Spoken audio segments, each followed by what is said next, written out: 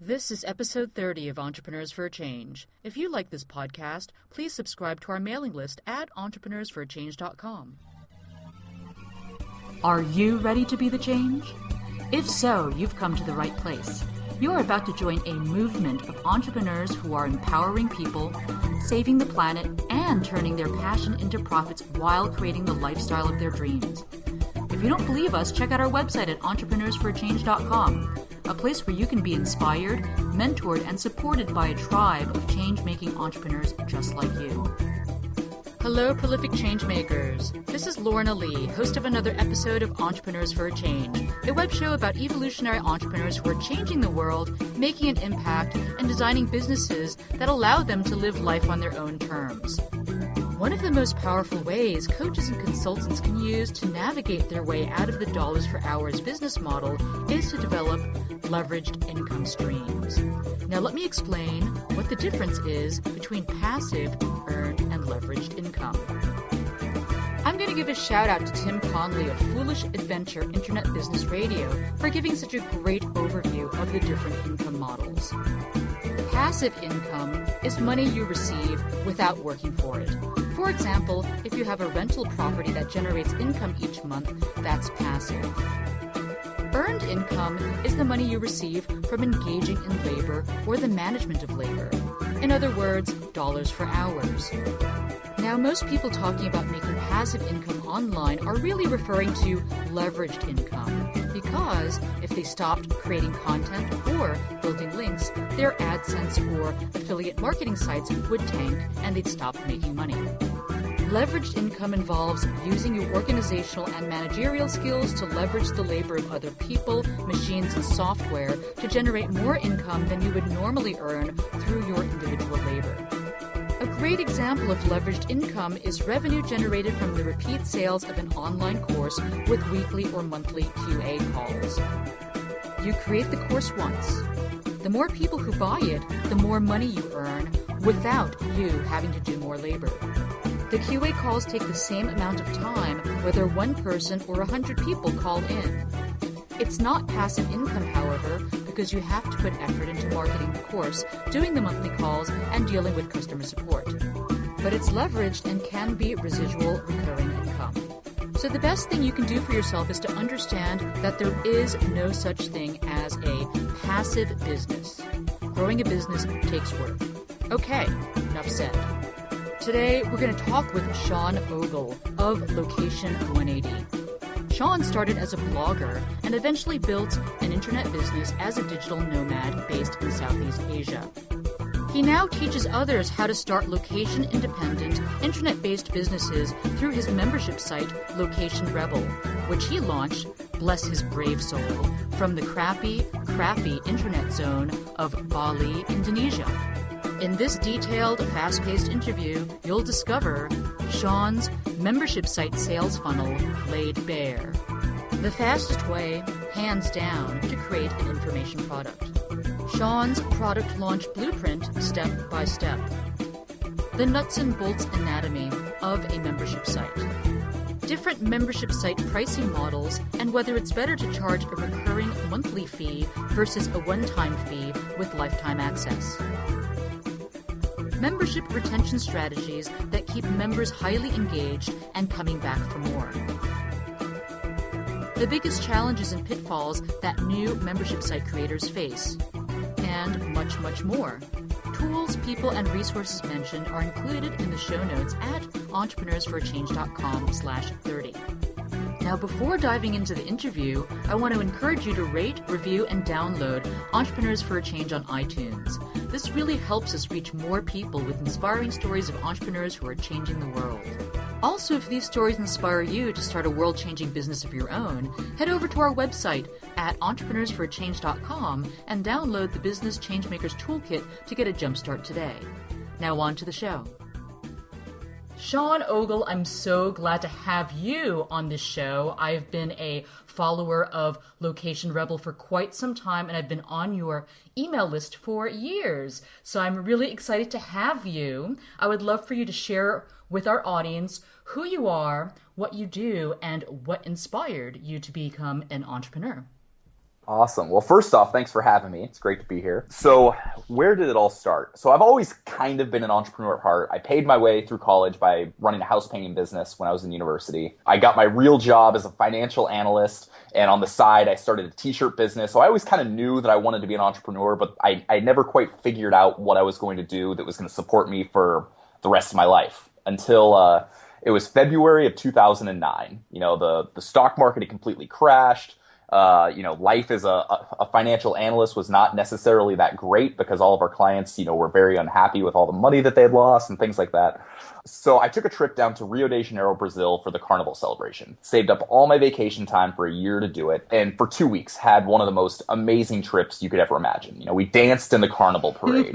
I love Brazil.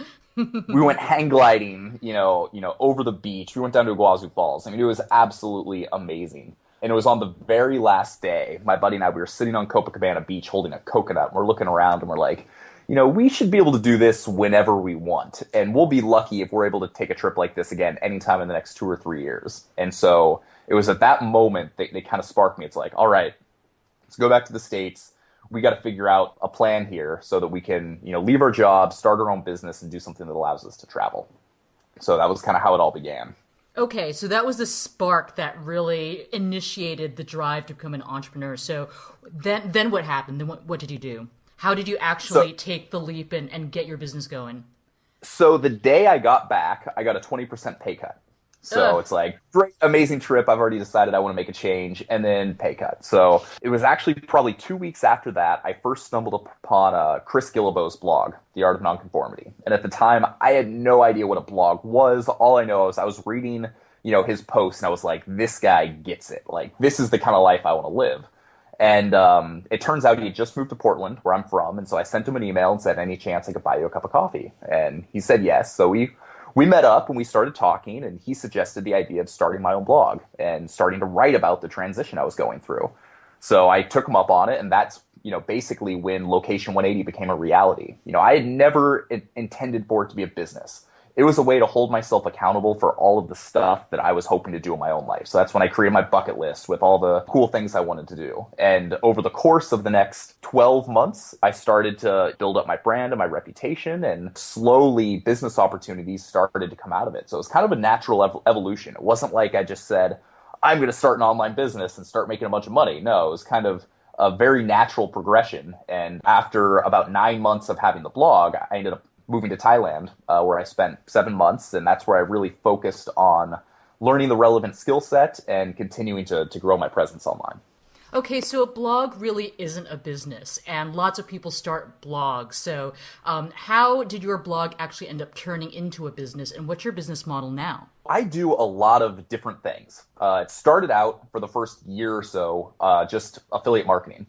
So I would put affiliate links up for various products that I'd used or, recommended. And I made a little bit of income that way. In September of 2010, so about a year and a half after I started the blog, I created my first info product, Overcoming the Fear of Uncertainty. So it's the idea of how do you actually get over your own insecurities, your own uncertainties, your own fears, in order to get to the point where you're ready to make a major life change, whether it's start a business or leave your job or whatever it is. And so from there, things kind of started to evolve. So those were the two main ways I started to turn that into a business.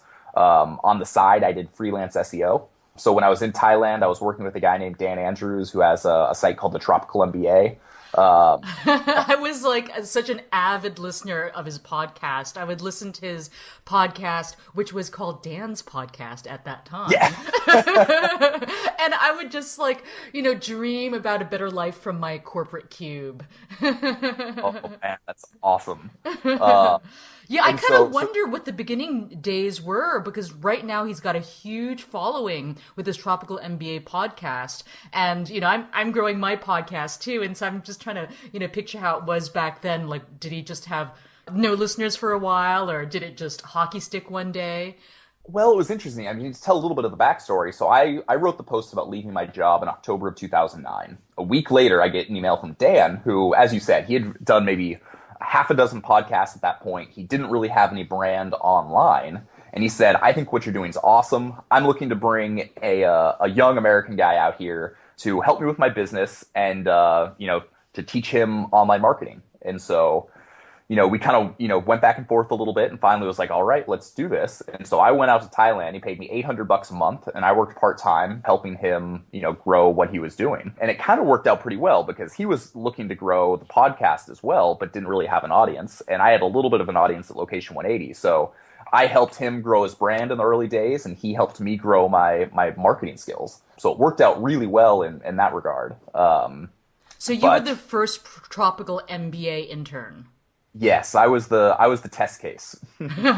Yeah, so because I remember like he would, do periodic announcements for a new, quote unquote intern. And I actually applied at one point. I was so desperate to get out of my job. And he was like, you need to focus on your business. Yeah, it's been crazy to see how it's evolved. It's gone now from less internships to more job opportunities as their business has grown. And I think everything that they're doing out there is awesome. And the team they put together is really cool. So what are the different revenue generating businesses that you have associated with Location 180? So like I mentioned, you've got affiliate links on the website. I now have 4 different membership websites or information products. So I've got over Fear of Uncertainty still. I've got Location Rebel, which is my flagship product. That's a course and community that teaches you how to build a business you can run from anywhere. So it teaches you the relevant skills you need, make a living online. It teaches you how to turn those into a business and then how to have the confidence and the accountability to be able to follow that through. Hacking the High Life is basically how to live the luxury lifestyle for less. It's kind of travel hacking, PR hacking, how to have really cool experiences and create win-win situations for both you and the company or the people that are giving them to you. And my most recent one I just launched a couple weeks ago is called Enter China. And it's all about how to do business in China for people that are looking to import, export, people that are looking to manufacture products over there. Maybe you've got a Kickstarter product and now you've got to go and actually create it. So I partner with a couple guys over there that have a ton of experience in all of that. So along with affiliate marketing and those sites, I do some consulting. I've got a couple different niche sites. I work with Chris Gillibo as his affiliate manager still. So I've got all sorts of kind of random things going on. Wow. Okay, cool. Do you feel like you're stretched really thin with all these different things, or do you feel like your business gives you actually enough time to lead a pretty good lifestyle? Oh, I definitely lead a pretty good lifestyle. There's certainly times where you feel a little stretched thin. That's kind of one of the hard parts about where I'm at is now you've got the things that, bring in consistent money every month. And so you don't have to worry about, paying the bills and making rent and that kind of stuff. But because of that, if somebody comes up to you with a cool idea, it's like, hey, you want to do this? It's like, oh, that sounds fun. Let's do that. And before you know it, you've got 10 different projects and you can't really focus on making sure that you're growing the stuff you've already got. So I help put on 2 conferences in Portland every year, which I don't, necessarily make a ton of money from. I've helped out lots of different friends and various projects here. So that's one of the things I'm actually working on right now is kind of getting back to the basics and focusing just on the 3 or 4 things that I'm really excited about that I want to be working on. So tell me, how do you drive membership to your membership sites? I'm really curious about the different membership sites that you've created and specifically how you market them. So let's take your first one, for example. How did you know that this was a product that your audience was going to, first of all, buy? And then secondly, how do you, keep marketing that particular info product so that do you see a surge in traffic and then it kind of dies down every time you launch or promote the product, or do you have a steady stream of people that actually find your product and purchase it and generate pretty good residual income from that? Okay, there's a lot of questions there, so let's see if I can kind of cover that. The very first product I created, I was clueless. One of the things I've found with all the products I've created is it's followed my natural progression. So at the time, I just overcome my own fears. I had, moved to Thailand. I'd come back. I had a business that was starting to go pretty well. So that's why I created that product, because I could, kind of directly relate to it. About 6 months, 8 months after that is when I created Location Rebel. And it was because I had this successful business. I'd figured out how to make money on my own so that I could travel wherever I wanted. A year after that, I created Hacking the High Life because I was doing all this travel, but I didn't necessarily want to pay for 5-star hotel rooms, but I still, love hanging out in 5-star resorts.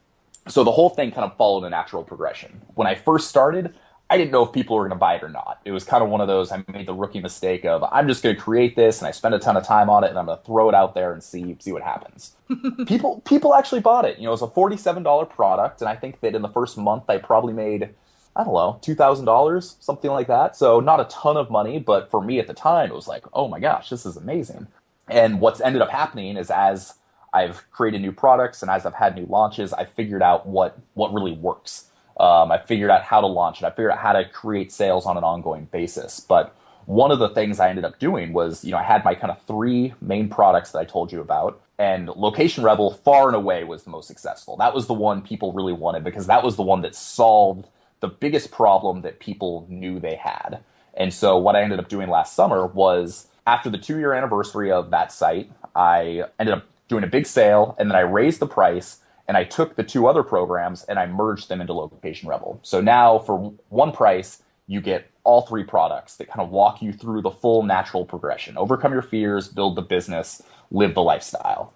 And so that's been one of the most successful things that I've done. You can still buy the other 2 on their own, but most people just kind of buy the whole package. Okay, so when you launched the first site, how big was your audience, and how big was your list, and do you remember how many monthly uniques you were getting to your site?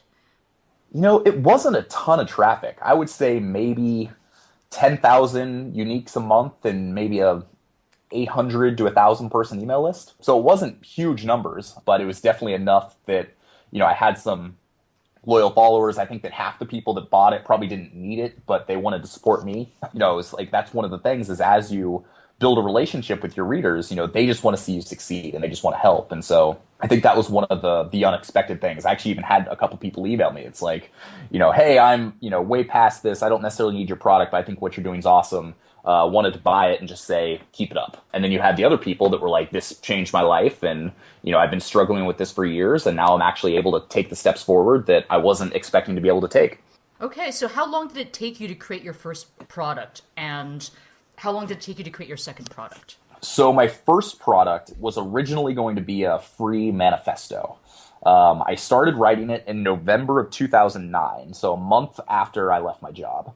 I didn't release it until the following September. So that one took, the better part of 9 months to go through the whole thing, to write it. It just kind of kept evolving. I kept the classic entrepreneurial feature creep. It's like, oh, I'll add in this, and then I'll add in this, and I'll add in this. And at the time, because of that, I had a course that wasn't necessarily the most cohesive, and there was a lot of extra things that didn't necessarily relate to the core message. And that was kind of one of the big things I learned.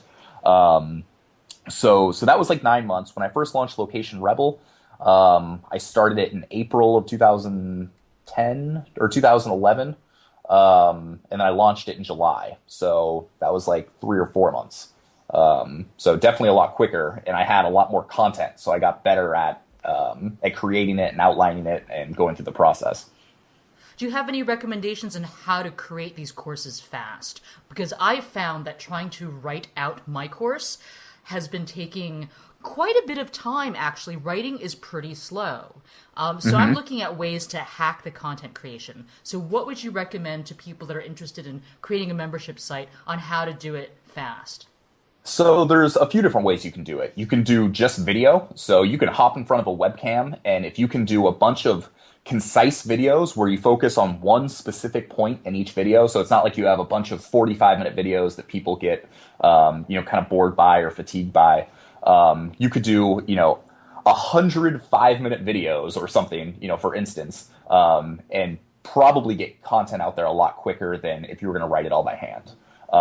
You can do audio. Obviously, you've got a podcast, so you know how to produce and edit audio. So you could just make an entire audio-related course. You could say everything you want to do, and then you can give it to a transcript person on like Fiverr or Elance or something. So that might cost you a little bit more money, and you'll probably still have some editing to do with the text afterwards. But it could definitely be a quick way to hack it. But for me, the most important thing I do is I just outline everything. So what's this chapter title? What are the headings? What are the bullet points? And I found once I've done that, I can usually write things pretty quick because I don't have to think about what I'm going to say. I know exactly all the points I need to make. I just need to do it. So how many modules do you have in Location Rebel? Oh man, there's so much content now. When I first launched, I had my 10 chapter Location Rebel kind of course. So this was the mindset behind it, how to get started, some of the philosophy for the whole program. And then I had 8 entrepreneur blueprints. So 8 specific blueprints that each were dedicated to teaching you a specific skill, like copywriting or SEO writing, design. And that's evolved into 14 different blueprints now that are much more robust than some of the first ones. So we've got like a product creation one, an affiliate marketing one, a business structure one on how to make sure that you're setting your business up with taxes and accounting and all that stuff correctly. And then we've got all sorts of bonus content from various calls and interviews and templates. And when you actively run a site in a product like that for 3 years, you tend to develop a lot of content. So. Okay, so it started with 10 original modules, and how often do you keep adding new content? Do you make a commitment to your members to add a new module each month? Or a new, QA call or webinar each month? Like, how do you? So I don't have organize anything that's set in stone. I don't promise members new content. They get lifetime access to any new content I do create. But right now, it's been usually once every 6 months. I'll have a whole new module. So the last one we had a whole social media blueprint that I launched in the beginning of the year. And at this point, every quarter, I will review all the blueprints and update them as necessary. But for the foreseeable future, I probably won't add that many new blueprints, specifically because, 1, it's too much content. There's so much stuff in there, people can get overwhelmed. And 2, I know the stuff that's in there is good, so people are getting far more value than what they're paying for it. So, now I'm probably going to start creating more advanced stuff and then selling those as separate products. Okay, so right now, how many blueprints do you have? There's 14 specific skill-related blueprints. Okay. And what do you do to keep your members motivated to keep their membership to your site, to Location Rebel, and not, let's say, drop out after 2 months after they've downloaded all the content? Well, this is the most successful thing I've done, and I cannot believe that more people aren't doing it. You see all these membership sites, and people will charge $49 a month, $97 a month, $200 a quarter, whatever it is. Well, what's going to happen? Eventually, whether it's next month, whether it's in 6 months, whether it's in 3 years, those people are going to say, you know what, I don't really need to be paying this anymore. And I can think of a couple communities where this might not be the case. But overall, with any membership site in any community, eventually people are going to drop out. So you've got these people that you've helped build a business. They're experts at what they do. They can really help other people in the community, and then they leave. So that seems like a terrible idea to me. So with all my stuff, instead of having a monthly fee, I just have a higher priced one-time fee. So once you're in, you're in. You don't have to worry about, whether or not you're using it. A lot of people will, be really active, get busy, come back 6 months later. But usually what happens is over the course of a year or so, people start as, relative beginners. They work their way up. They have successful businesses, and then they feel like they owe a lot to the community because they got so much out of it that they come back and they help all the new people. And so there's all of these really smart, business owners that are traveling the world or working from home or doing whatever they're doing that are still in the community because they paid for it once and I never kicked them out because there wasn't this ongoing monthly membership fee. So, I would like to see more people do that. And I think that's the reason most private forums and private communities fail is because they don't do a good enough job of developing the community. And then once they do, people will stop paying. So that's just one thing that's worked particularly well in this case. So how do you decide how much to charge as that one-time fee? Do you mind sharing how much Location Rebel costs right now, and then tell us how you went through that process of determining that was a good price to launch it at? So when I first created the product, I said I wanted to create $1,000 product. I wanted it to be something where somebody paid $1,000 for it. They were going to be, so happy with the value that they got out of it that it was going to be totally worth it. And then I wanted to charge $297. I don't know where I came up with that number. It was kind of one of those that it seemed high enough that I was going to be excited about every single sale, but low enough that it was still going to be relatively accessible. It was $297 for 2 years. And then last summer I raised it to $497. And an interesting thing happened. The price or sales actually went up when I raised the price, which was kind of interesting. And so I felt like that number was kind of still in that same range. I think that a lot of members come in and they make that back within the first month and then some. So I feel like that's a pretty good price. It's high, but it's not so unattainable that people can't, access it. And most importantly, by having a relatively high priced product, you get higher quality people. If it was a $47 product, you get all of these people in there that may or may not be serious about starting a business. But now pretty much everybody that's in the community, everybody that's talking in the forums, they're all really dedicated to this lifestyle. And you don't get that with a lower priced product. So you decided that you wanted to create a product that had about $1,000 in value, but then you launched at $297? Correct. Okay. And when you went ahead and did that, did you have a specific launch plan in place? So I didn't have any launch plan for my first product, and that was a big mistake. For this one, I tried to think it through a little bit more. So in April of 2011, I created a free PDF called Location Rebel Arsenal, and it was all the tools you need to work from anywhere in the world. So I created this book. It had pretty photos from my travels, and it had basically it's like everything from apps I used to software to hardware to travel gear to whatever it was, and I included everything in there. And so gave that away for free and shot a series of 4 videos from all over the place. One was from the top of a mountain. One was from Central Park. One was from a cabin up in a forest. Each video talked about a specific aspect of the Location Rebel lifestyle. So I launched that in April, started building up the email list. I released one of those videos every 3 weeks, to kind of generate more traffic and get people coming back. And then in July, I did a 20-person beta launch. So I was like, okay, I've created all of this. I have no idea whether or not this is going to work. I've got a decent-sized email list. So I'm going to put it out there for 20 people and get them to help me kind of build up content in the forums and, just kind of make sure that everything's working. And I was going to be happy if I sold those 20 spots over the course of 3 or 4 days. I ended up selling all 20 spots in 48 minutes. I still remember I was sitting at Starbucks in Portland and I was watching the sales come in. I was just like, oh my gosh, this is like the most unbelievable thing ever. That was the first time in my online career. I think I made $6,000 or $7,000. And it was like, wow, okay. Now we're on to something. Now it's up to me to make sure I deliver value for all these guys. And so I did that. And then about 6 weeks after that, I did a more wide-scale launch. I went to Bali for 2 months. So actually, Dan Andrews had a big house there and said, Sean, come on out. Got a place for you to stay.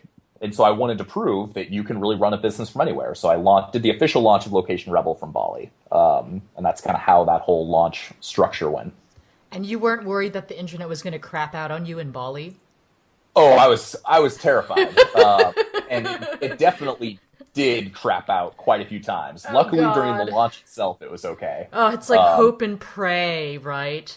But I had like 4 to 5 different cafes or coffee shops or places I can go. So if the internet wasn't working at the house, I can move to place number 2. If it wasn't working there, on to place number 3. So usually I could always find some place that I could get semi-reliable internet. Wow. I love Bali, and I specifically love Ubud. It's just such an awesome place, but the only reason that's keeping me from being based in Bali is the crappy internet.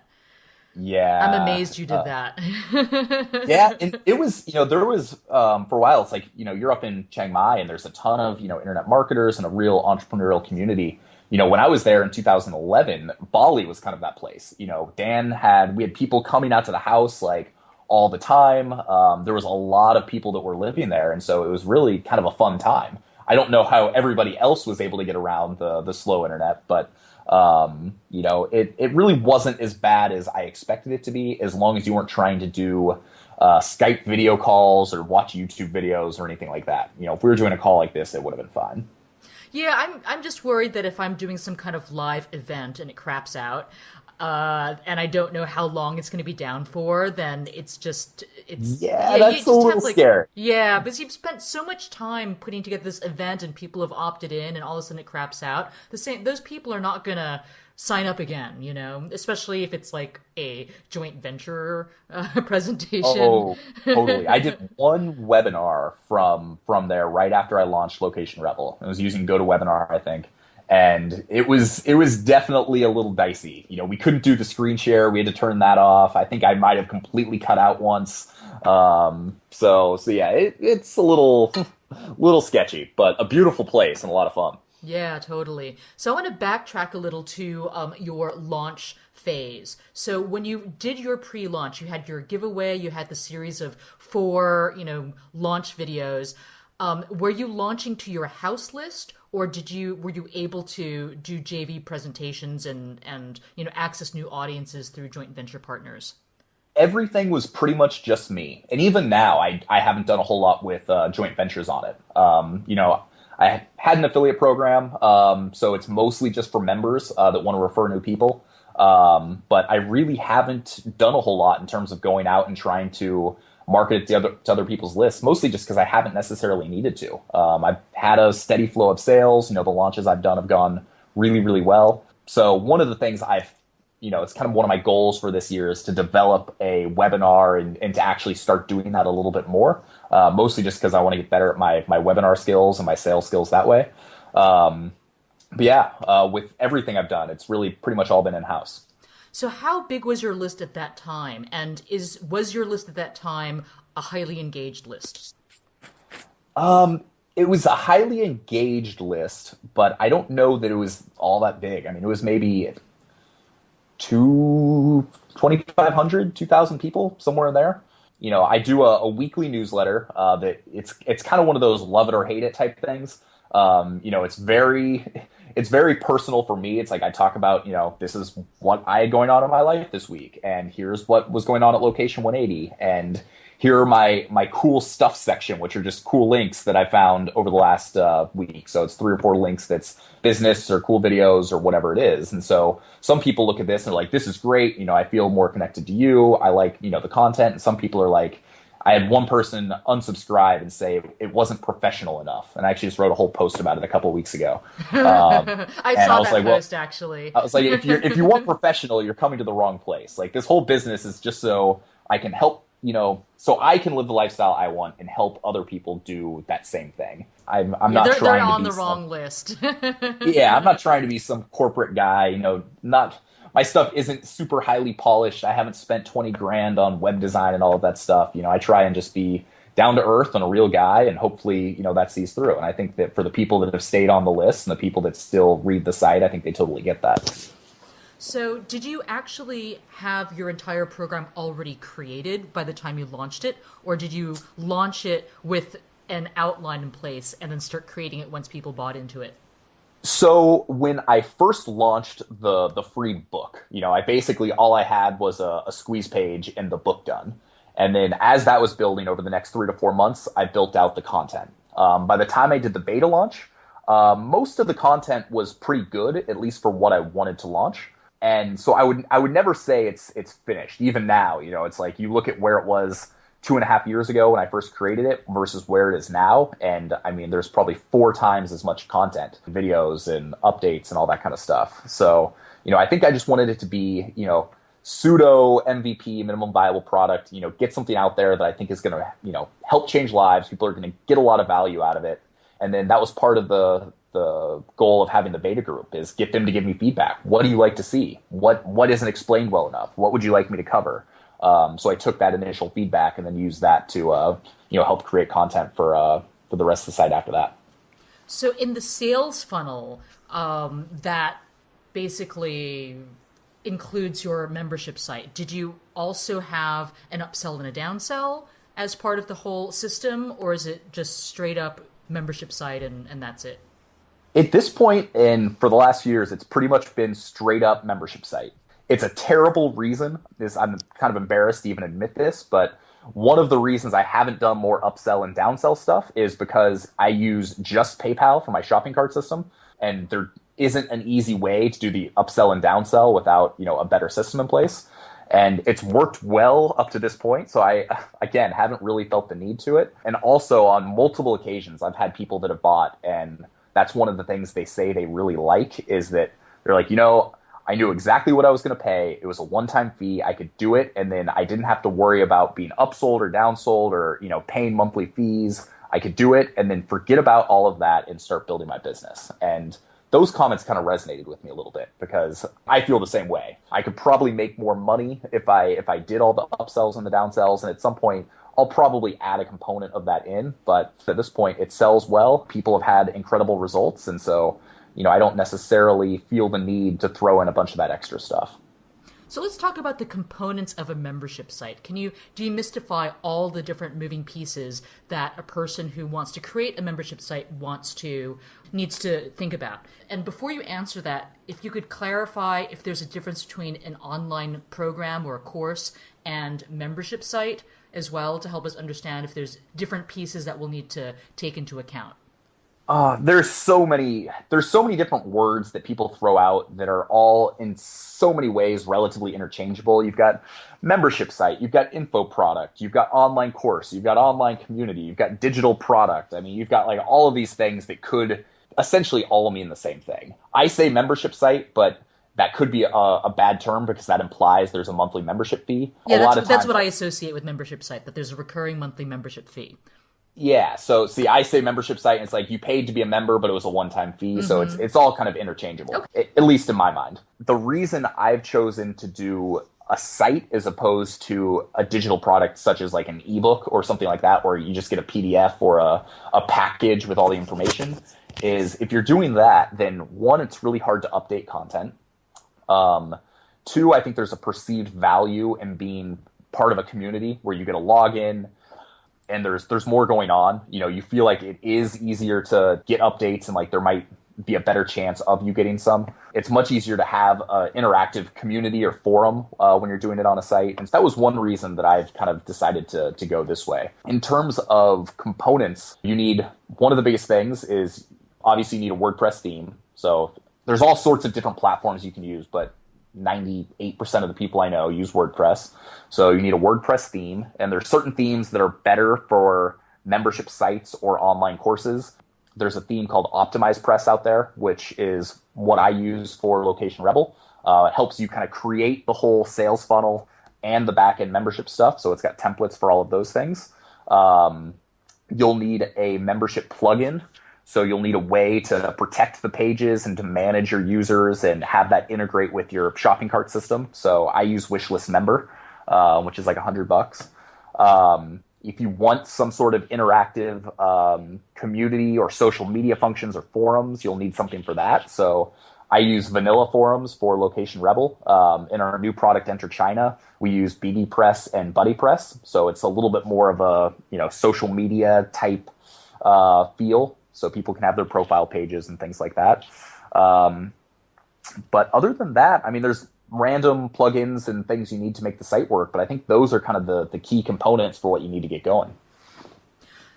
And if you actually wanted to do the JV marketing side of things too, then you would probably also need some kind of affiliate marketing system that would allow each of your JV partners to get their own link. Is that correct? Absolutely. Did you do anything like that? Did you provide affiliate links to? Yeah, I use iDev Affiliate for that. So it's all self-hosted, and it's really good for affiliates because they can get a ton of information. It's very easy for them to create links to any page they want on the site. What is it called again? iDev Affiliate. Okay. So it's got its own issues because it's self-hosted. Actually, mine is down right now. We ran into a snag when we were updating it, so I've got my developer on that right now. But to be totally honest, obviously there's, one part of the internet marketing crowd that's all about the JV, go market other people's lists and all that stuff. And I think that there's a time and a place for that. But I think for most people that are just getting going, if you do that too soon, there's a good chance that you're not going to see success with it. If you're relatively new to this, I think you need a fair amount of time to make sure your stuff converts well. Your offer doesn't convert, then you can go and have the biggest list in the world, but nobody's going to buy it if you haven't tested it and know the funnel. And I've seen that a lot. People will go in and they think they're going to get all these JVs, and then nobody buys it. If I've done, webinars for people where I'll market it to my list for their product, and when they get on and I look at the sales funnel, it's just not very good, and they're not very good at selling.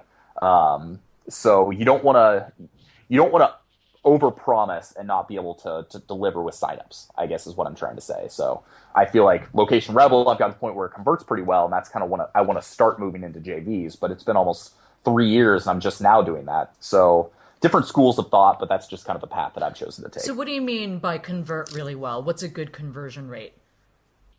God, when it comes to like actual like rates and everything, I'm terrible about that. But, I would say, you know what, I'm not even going to venture a guess because I'm not good at all the actual numbers. Basically what I know is I've got, say I've got 5,000 people a month that come to my sales page.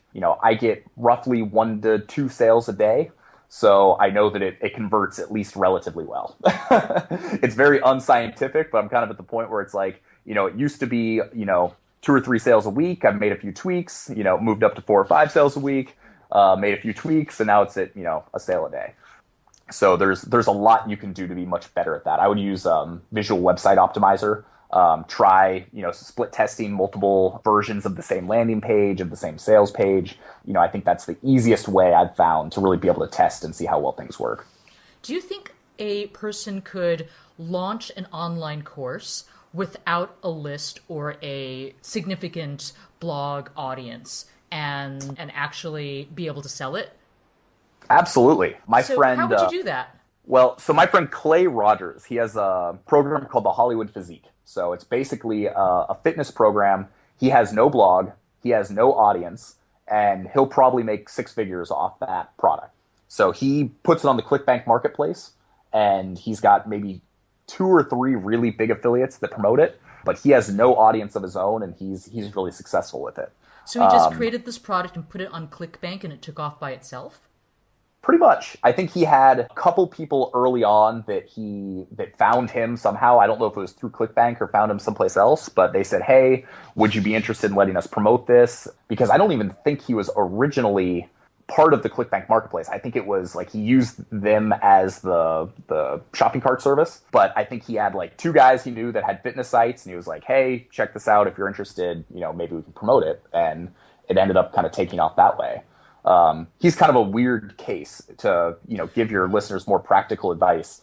What I would do is say you want to create a product, you've got unique knowledge, but you have no audience. What I would do is create the offer. So create a squeeze page and give people something away for free that kind of goes hand in hand with what your product's all about.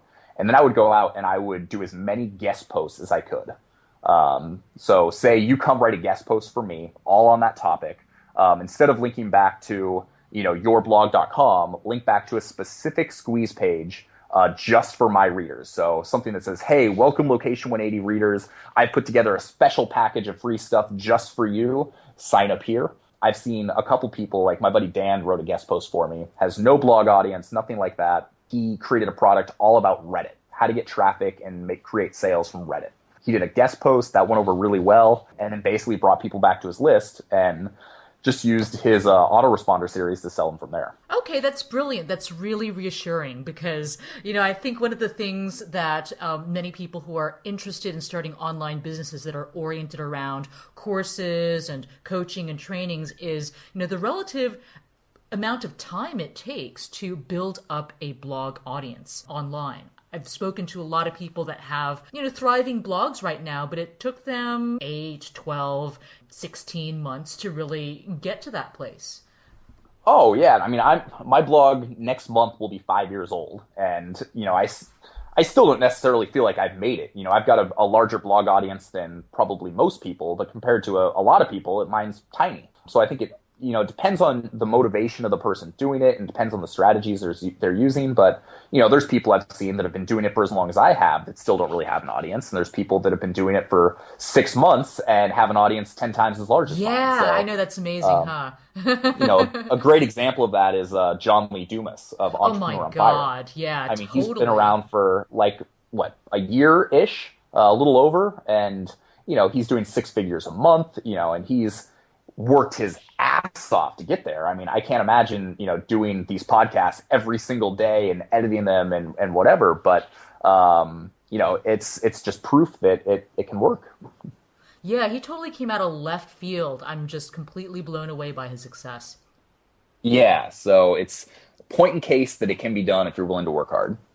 Okay, so we are coming to the end of our call. I do want to leave you with some last questions before we sign off. Okay. So, can you help us understand what some of the biggest challenges or pitfalls that new membership site creators should watch out for when they're just getting started? I think feature creep is one. I think that's a really big one because so often I've talked to so many people that have been working on a membership site for a year plus and they don't launch it because it's like, it's not quite ready or I haven't quite gotten there. I want to add these features. Realistically, like put it out there, do it the minimum viable product, like you said. And it's like, you can create a membership site in a long weekend if you really sit down and do it. From content to sales page to back end, I mean, it can totally be done, and I've seen it done. So start with that. Don't invest, months and years of your time or whatever it is trying to get everything just right. I would say, get it out there, and if people are interested, then invest further in the idea. Also, I think that consistency is a big one, and this isn't necessarily just for membership sites, but if you've got a blog and you're planning on using that to market the site, I think that's the hardest thing, is just being consistent, putting out consistent content over time. So many people I see just get frustrated or just get bored or move on to other things. And so they let their blog die, and maybe there hasn't been a post in 6 months, and that doesn't bode well for your membership site, because people look at that, it's like, oh, if this hasn't been updated in 6 months, then who knows like when the last time they updated the community was, and it doesn't reflect well upon you. So if you are going to use a blog to do that, make sure you stay consistent and stay up to date with it. Okay. Can you summarize the steps that go into creating a membership site sales funnel that creates residual income? Okay. One, create your killer free offer. Whatever it is, give something away that you could charge money for, that people are going to like, and give it away for free. Set up a squeeze page, email address, here you go. From there, I would say overview the content. I like to use a longer sales period. So I like to do like a 2-month period between when you create that free offer to when you actually are putting the product up for sale, because then you've got 2 months to send them good content, continue communicating with them. If you've worked with people one-on-one or in a different program, or even if you're relaunching a similar program, doing video case studies and sending emails out with those is really, really effective. So for my last launch for Location Rebel, I had 2 video case studies of people that were really, really successful within the course. So to hear them say it from their own mouth, their experience within it has proven really effective. And then I would build up that list as best you can. So over that 1.5 month period before you launch, I would do as many guest posts as possible, going back to that point of making sure that you create a specific offer for each blog that you're guest posting on. Within the funnel or the autoresponder series that you set people up with when they sign up for that list, I would interact with those people as much as I can. So when you sign up for my email list, I ask you 2 questions right off the bat. I say, 1, tell me what you're struggling with, and 2, tell me what your perfect day looks like. So what that effectively does is people are telling me what their problem is, and they're telling me what their solution looks like. So I'm able to use that information in my marketing and in creating the product, while also giving them a thoughtful response and building the relationship. So free offer, guest posts, communicate with people on the list, and then have a very targeted launch. I usually do 4 emails, 1 email telling people about a case study, a second email about another case study, third email telling people exactly what they're going to get and kind of hinting that there's going to be a few surprises on launch day. And then 4, hey, the offer's open, and I like to put a timeline on it. I usually do 48-hour sales. And then also with the sales, usually I'll kind of tier what you get. So the first 10 people get, all of this stuff. The first 25 people get a little bit less. The first 50 people get a little bit less. So it gives people a really real kind of timeline and encourages them to act. So following that general timeline, I think the launches where I followed that to a T, they've all been extremely successful. So hopefully that all made sense. Totally. I'm going to have to go through it again, though, to really let it sink in. But to clarify, this whole list, the Location Rebel list, is a different list from Location 180 then? Yes. So I've got 2 separate lists. When I do a launch, I'll market to both of them because generally it's the same audience. But yes, I have a separate list for people that sign up on Location Rebel and that squeeze page versus people that sign up for my regular Location 180 mailing list. Okay, great. So, Sean, how can we best stay in touch with you? I'm pretty easy to find. You can find me at SeanOgle.com, SeanOgle, Twitter at SeanOgle, or Facebook.com/location180. And then locationrebel.com is this course and community that we've been talking about on the call. Okay, thank you so much, and you have a beautiful day. My pleasure. Thank you for having me. Thanks, folks, for listening to the Entrepreneurs for Change podcast. If you enjoyed this episode, please help us reach more people with inspiring stories like this one by giving us a 5-star rating in iTunes. If this podcast inspires you to join the movement of change-making entrepreneurs, we'd love to give you a jumpstart with our free Business Changemakers Toolkit, which you can download at www.entrepreneursforachange.com/join. If you have a changemaker in mind you'd love for us to interview, go to entrepreneursforachange.com/suggest and tell us who and why. Finally, feel free to stop by facebook.com/entrepreneursforachange to share your thoughts and say hello.